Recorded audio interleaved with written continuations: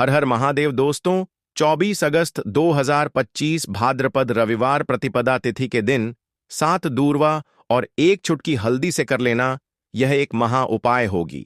हर मनोकामना पूरी मिलेगी, सभी दोषों से मुक्ति, इतना धन आएगा कि संभाले नहीं संभलेगा। भगवान विष्णु और माता लक्ष्मी जी के आशीर्वाद से पूरे साल धन बरसता रहेगा। दोस्तों, जैसा कि आप सभी लोग जानते हैं कि 24 अगस्त को भाद्रपद रविवार प्रतिपदा तिथि पड़ रहा है, इसीलिए यह दिन बहुत ही खास है। क्योंकि देखिए दोस्तों, गुरुजी ने कहा है कि जब भी भाद्रपद रविवार प्रतिपदा तिथि पड़े तो आपको सिर्फ और सिर्फ 7 दूंवा और 1 चुटकी हल्दी वाला उपाय करना चाहिए।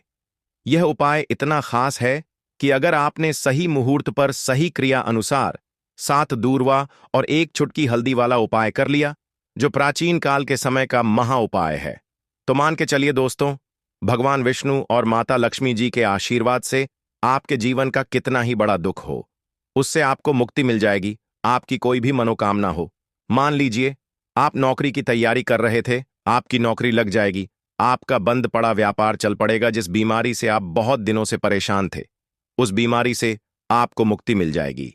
आपके जीवन में धन आना शुरू हो जाएगा। आपके जीवन में धन आने के सारे रास्ते खुल जाएंगे। और मान के चलिए दोस्तों, फिर आपको किसी भी प्रकार की परेशानी का सामना नहीं करना पड़ेगा। इसीलिए दोस्तों, इस दिन आप लोगों को इस वाले उपाय को जरूर कर लेना है। भले ही आपने पूरे साल भर इस उपाय को न किया हो, पर अगर आपने इस भाद्रपद रविवार प्रतिपदा तिथि के दिन अगर इस वाले उपाय को कर लिया, तो आपको इस उपाय को करने का वह फल मिलेगा जिसकी आपने कभी कल्पना भी नहीं करी होगी। इसीलिए आप लोग इस 7 दूर्वा और 1 चुटकी हल्दी वाले उपाय को एक बार जरूर कर लेना, ताकि आप लोगों के हाथ से यह मौका ना जा सके और आपको इस उपाय को करने का फल मिल सके। दोस्तों, यह उपाय पंडित जी ने अपनी अभी की ही शिव महापुराण की कथा में बताया है, जो इस उपाय को आज हम आपको बहुत अच्छे से समझाने वाले हैं। इस वीडियो को देखने के बाद इस उपाय को समझने के लिए आपको कोई और वीडियो को देखने की जरूरत नहीं पड़ेगी। तो चलिए दोस्तों, उपाय को शुरू करते हैं। उससे पहले हे भगवान विष्णु, आपके इस वीडियो को जो भी लाइक और चैनल को सब्सक्राइब करें, उसके जीवन में कभी दुख दर्द मत आने देना। साथ ही साथ कमेंट बॉक्स में 5 बार जय श्री हरि जरूर लिखें, ताकि भगवान विष्णु और माता लक्ष्मी जी की कृपा आप सभी को प्राप्त हो सके।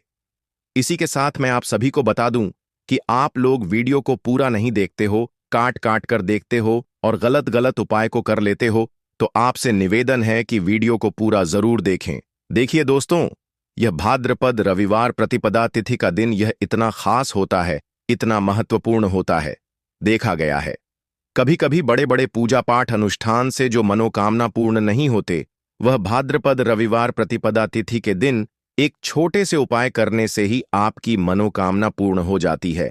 और बहुत सारे लोगों ने इस उपाय को किया भी है और उनको इस उपाय को करने का फल भी जरूर मिला है। अगर आप लोग भी इस उपाय को करना चाहते हैं, तो आप इस उपाय को पहले अच्छे से समझ लेना, सुन लेना, उसके बाद करना। आपको इस उपाय का फल जरूर मिलेगा और इस उपाय को कर लेने से आपके घर में चाहे किसी भी प्रकार की दुख और समस्या क्यों ना चल रही हो, आपको उसका कारण भी नहीं पता है कि भाई यह समस्या किस कारण से चल रही है। उसका कुछ भी कारण हो सकता है, जैसे पितृदोष हो सकता है या किसी भी तरह का मंगल दोष भी हो सकता है। तो इस दिन आप लोगों को यह वाला उपाय कर लेना है। ये एक ऐसा उपाय है जिस उपाय को अगर किसी विशेष दिन पर किया जाए, तो भाई उस विशेष दिन का जो है वह तो हमें मिलता ही मिलता है, पर हमने उस दिन पर इस 7 दूर्वा और 1 चुटकी हल्दी वाले उपाय को किया है, तो हमें उससे भी बड़ा फल मिलता है और फल बहुत जल्दी मिलता है, क्योंकि आप इस उपाय को बहुत ही बड़े और विशेष दिन पर कर रहे हो। तो चलिए अब उपाय के बारे में बात करते हैं, लेकिन उससे पहले आप लोगों को यह जानना आवश्यक है कि आखिर यह उपाय किस समय करना है, किसको करना है और कैसे करना है। तो चलिए हम आगे आपको वीडियो में एक एक करके बता देते हैं।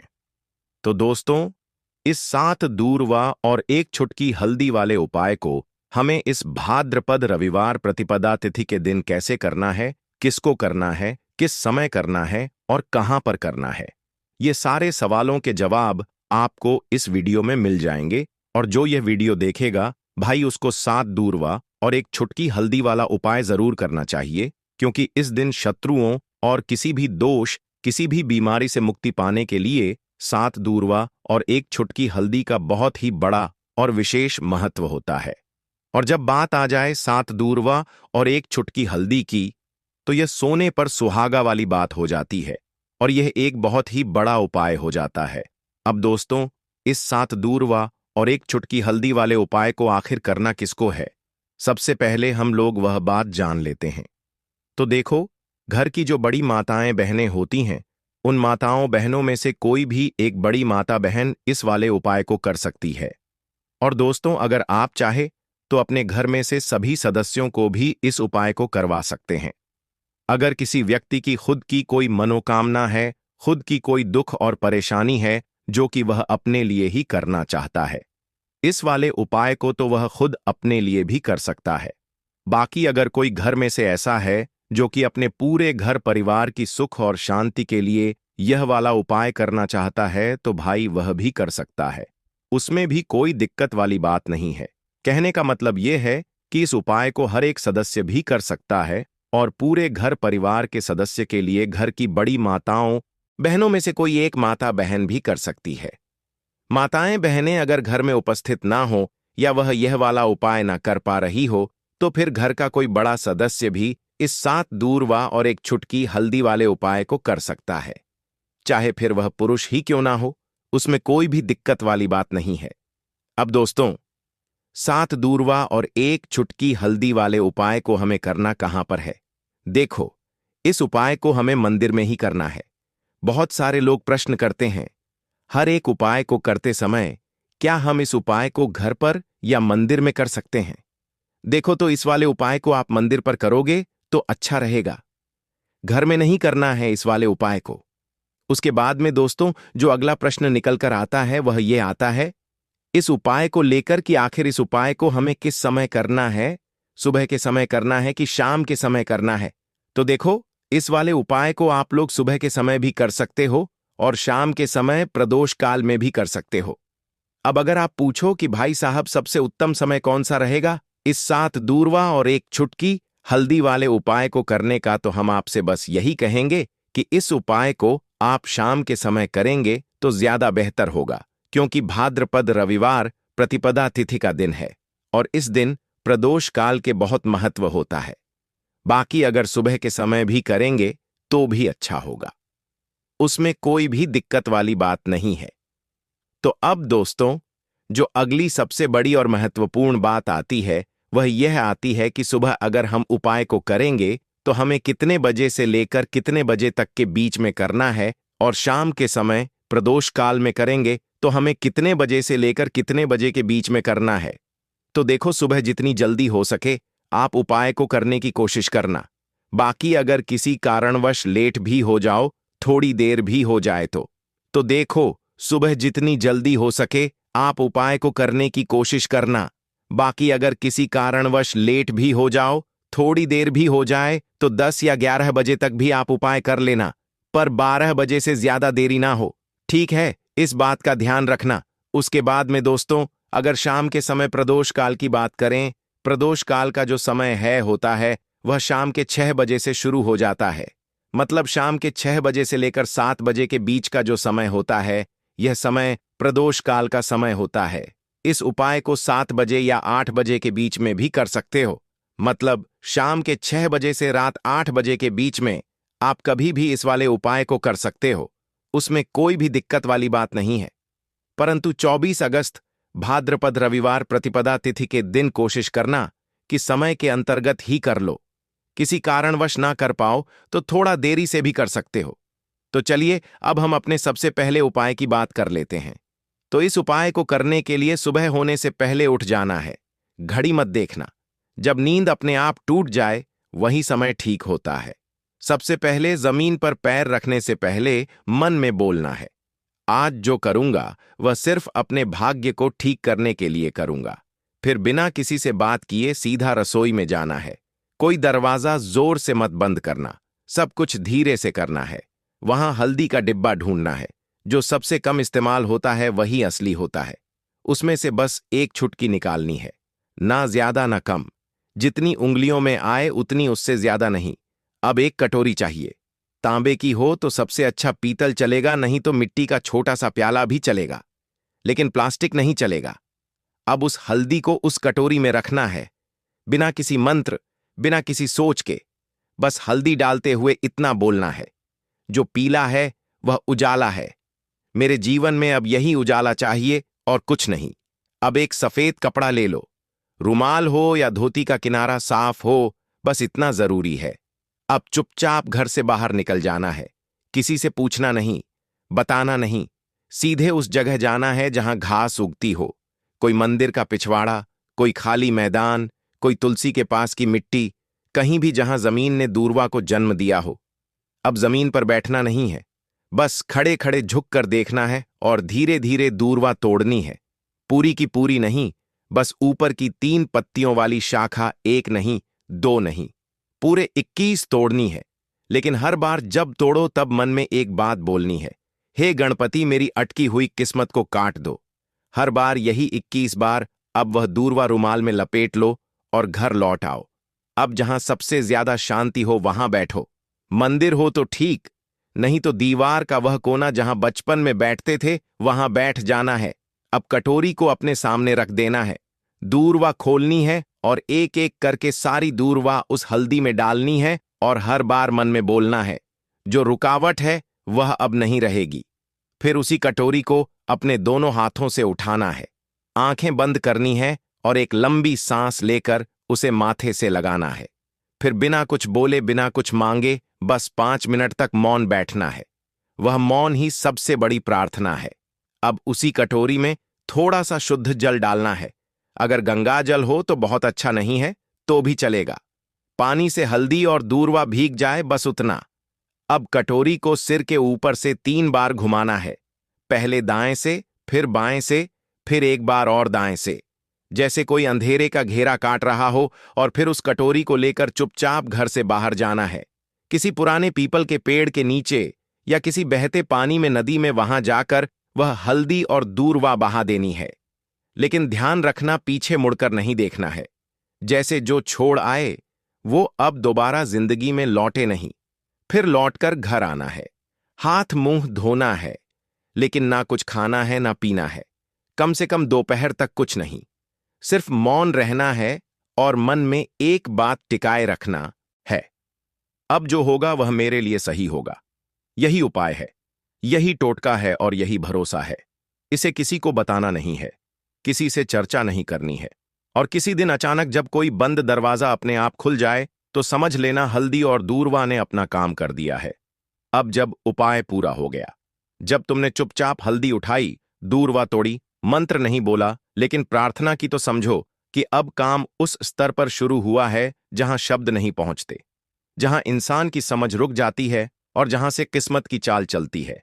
मगर दिक्कत यह है कि आजकल इंसान इतना शोर सुनता है कि जब जीवन में कोई बदलाव चुपचाप आता है तो वह उसे पहचान ही नहीं पाता।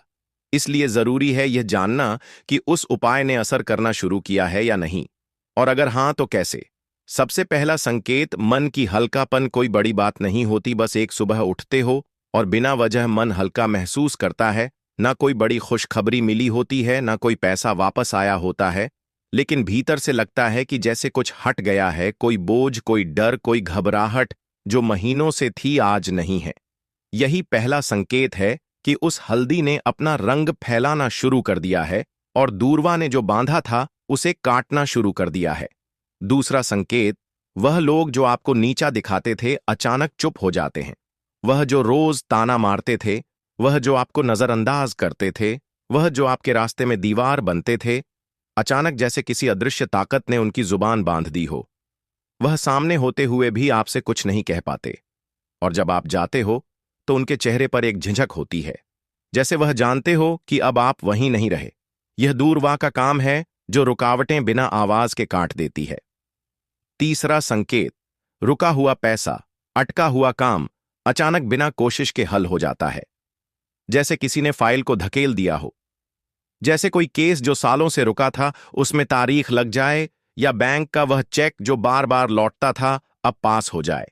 आप खुद सोचोगे मैंने तो कुछ नहीं किया, फिर यह कैसे हो गया, और वहीं आपको याद आएगा मैंने कुछ किया था पर मौन में। चौथा संकेत, सपनों में कुछ दिखने लगता है। ये बात बहुत लोग नजरअंदाज कर देते हैं, लेकिन असर का असली रास्ता सपनों से होकर भी निकलता है। कोई पुराना बुजुर्ग दिखे जो चुपचाप खड़ा हो, कोई मंदिर दिखे जहां आप अकेले हो, कोई नदी जिसमें आप नहा रहे हो, या कोई पेड़ जिसके नीचे आप बैठे हो। यह सब संकेत हैं कि आपकी आत्मा उस ऊर्जा से जुड़ चुकी है जो हल्दी और दूर्वा के जरिए जागी थी। पांचवा संकेत, बिना बोले लोगों का बर्ताव बदलने लगता है। घर में जो लोग आपको तवज्जो नहीं देते थे, अचानक बात करते हुए रुकते हैं, आपकी बातों को सुना जाने लगता है। ऑफिस में जो लोग मजाक उड़ाते थे, अब सलाह पूछने आते हैं। यह वह बदलाव है जो किसी विजेता की घोषणा नहीं करता, बस हवा का रुख बदल देता है। और सबसे गहरा संकेत, आपको कोई नया रास्ता दिखता है जो पहले कभी दिखा ही नहीं था। हो सकता है कि अचानक कोई नया काम हाथ लगे, कोई पुराना हुनर याद आए, कोई दोस्त पुराना फोन करे और नई बात कहे, या फिर अंदर से कोई आवाज आए, अब यह काम बंद करो और यह शुरू करो। यही सबसे मजबूत इशारा होता है कि हल्दी और दूर्वा का टोटका सिर्फ बाहर नहीं, भीतर भी असर कर रहा है। लेकिन साथ ही साथ कुछ बातें और जान लो, यह असर हर किसी पर अलग होता है। किसी के लिए यह 3 दिन में दिखता है, किसी को 21 दिन लगते हैं, किसी को महीने भर बाद कोई बड़ा मोड़ मिलता है। लेकिन शर्त एक है, तुम्हारा भरोसा डगमगाना नहीं चाहिए। जिस दिन तुमने यह सोचना छोड़ दिया कि यह तो बस घास और मसाले की बात है, उसी दिन उसका असर खत्म हो जाता है। याद रखना, जब भी हल्दी और दूर्वा को साथ रखकर संकल्प लिया जाता है तो ब्रह्मांड उसकी सुनता है, मगर वह सुनता है चुप रहकर और जवाब भी चुपचाप देता है। इसलिए देखने की कोशिश मत करना, महसूस करो, और अगर कोई ऐसा संकेत मिले जो तुम्हें चौंका दे तो डरना मत, समझना कि जवाब आने लगा है।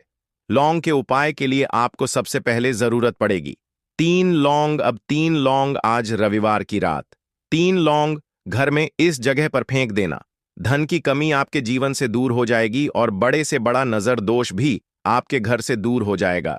घर परिवार के जितने भी सदस्य हैं उनके जीवन से दूर हो जाएगा। राधे राधे दोस्तों, देखिए आज की वीडियो बहुत ही खास है, क्योंकि आज की वीडियो में 3 लौंग का ऐसा उपाय आपको बताने वाले हैं। 3 लौंग आपको अपने घर में जला देना है। इस उपाय को आपने रविवार के दिन कर लिया तो ऐसा मान के चलिए कि आपके जीवन के जो दुख हैं अब उन्हें दूर होने में ज्यादा समय नहीं लगेगा। तो देखिए, बात करेंगे। सबसे पहले लौंग की लौंग जो होती है, पूजा पाठ हो गया। कोई भी हम बहुत बड़ी पूजा करते हैं या छोटी पूजा करते हैं, कोई भी चीज जब हम पूजा से रिलेटिव करते हैं, है ना, तो होता क्या है, हम उसमें लौंग जरूर लेते हैं। बजरंगबली का पूजन करते हैं, भगवान गणेश का पूजन करते हैं, महादेव का पूजन करते हैं, बजरंगबली का पूजन करते हैं। लौंग हम उसमें विशेष रूप से लेते हैं, क्योंकि लौंग जो होती है यह एक तरह से आपके घर से नजर दोष को भी दूर करती है, नेगेटिविटी को भी दूर करती है।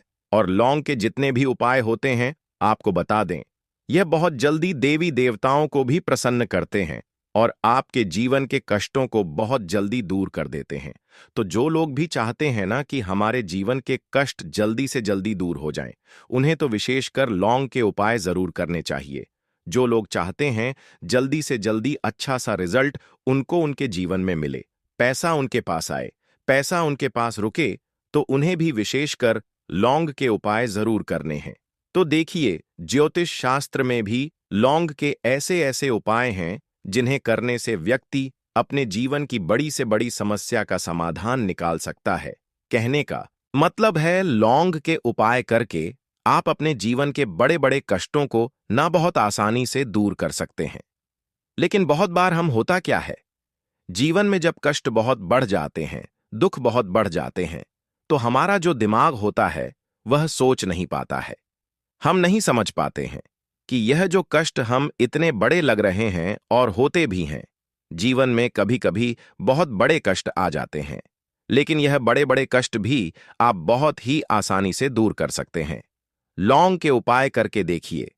पूरी सच्ची श्रद्धा के साथ जब कोई भी उपाय करते हैं ना, उसमें यह महत्व नहीं रखता है कि आप बड़ी पूजा करते हैं, छोटी पूजा करते हैं, बड़ा उपाय करते हैं, छोटा उपाय करते हैं, उसमें सच्ची श्रद्धा का होना और आपके विश्वास का होना, भगवान के ऊपर पूरा विश्वास करके जब आप कोई भी उपाय करते हैं ना, आपका उपाय सफल होता ही होता है और भगवान खुद आपके जीवन के संकटों को दूर करने आते हैं।